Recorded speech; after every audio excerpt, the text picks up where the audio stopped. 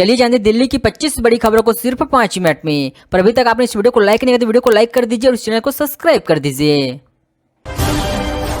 विदेशी यात्रियों के लिए दिल्ली एयरपोर्ट पर नई व्यवस्था का अक्टूबर से क्या बदल जाएगा। दिल्ली एयरपोर्ट संचालित करने वाली कंपनी डीन ने मंगलवार को एक प्रेस विज्ञप्ति में कहा कि इस सुविधा में यात्रियों के लिए आगमन प्रक्रिया आसान हो जाएगी, लाइनों की भीड़ कम होगी और कागज के इस्तेमाल में कटौती करके एयरपोर्ट को सुरक्षित किया जाएगा। सीसीटीवी में क्या दिखा कि कमजोर पड़ी पुलिस की कहानी, BMW वाली गगनप्रीत को जमानत। दिल्ली की चर्चित BMW हादसे में आरोपी गगनप्रीत कौर को अदालत ने जमानत दे दिया है। 27 सितंबर को आए फैसले में अदालत ने पाया कि अभियोजन पक्ष की कहानी और सबूतों में विरोधाभास है।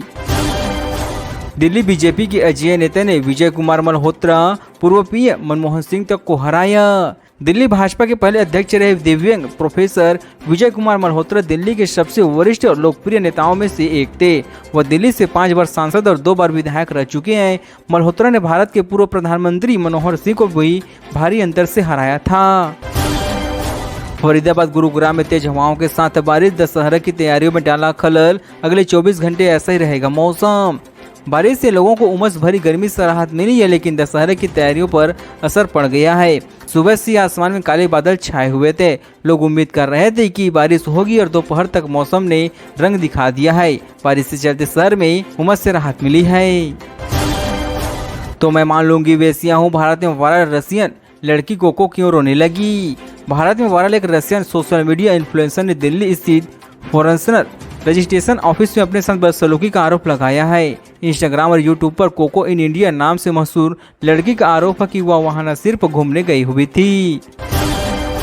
पीएम मोदी ने दिव्यांग बीजेपी नेता विजय मल्होत्रा को घर जाकर दी श्रद्धांजलि, परिवार को बंधाया ढांढा। प्रधानमंत्री नरेंद्र मोदी ने दिवंगत भाजपा नेता विजय कुमार मल्होत्रा के निधन की खबर मिलने के बाद उनके घर जाकर पार्थिव शरीर के अंतिम दर्शन किए और पुष्पांजलि अर्पित की। इसके साथ ही पीएम ने उनके परिवार से भी मुलाकात किया है। एक्ट्रेस उर्वशी रौतेला पर ईडी का शिकंजा, ऑनलाइन सट्टेबाजी मामले में हुई पेश। बॉलीवुड अभिनेत्री और मॉडल उर्वशी रौतेला ऑनलाइन सट्टेबाजी प्लेटफॉर्म 1xBet की ब्रांड एम्बेसडर के तौर पर मिली रकम के संबंध में मनी लॉन्ड्रिंग रोकथाम कानून के तहत प्रदर्शन निदेशालय के समन में पेश हुई है। दिल्ली की बाढ़ ने यमुना का गजब फायदा करा दिया। डीपीसीसी की रिपोर्ट में छपी है गुड न्यूज। यमुना की निगरानी का रिकॉर्ड 2013 से उपलब्ध है और सितंबर का यह डेटा अब तक का सबसे बड़ा और प्रभावशाली सुधार की ओर इशारा कर रही है। यह भी ध्यान देने वाली बात यह है कि यह पहला मौका जब पानी के नमूने तेजी से बढ़ने के दौरान लिए गए थे।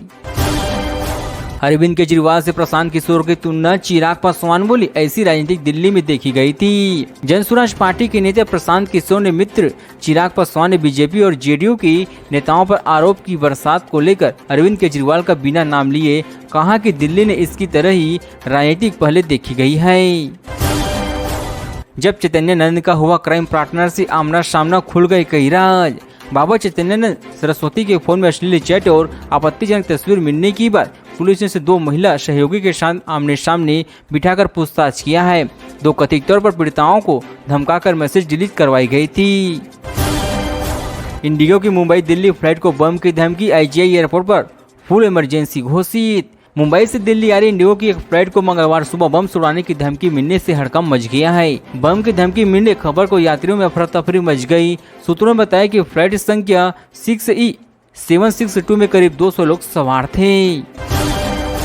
दिल्ली NCR में बदली फिजा, तेज हवा और घने कोहरों के बाद झमाझम बारिश, सड़कों पर जलभराव। दिल्ली NCR में आज अचानक मौसम की फिजा बदल चुकी है।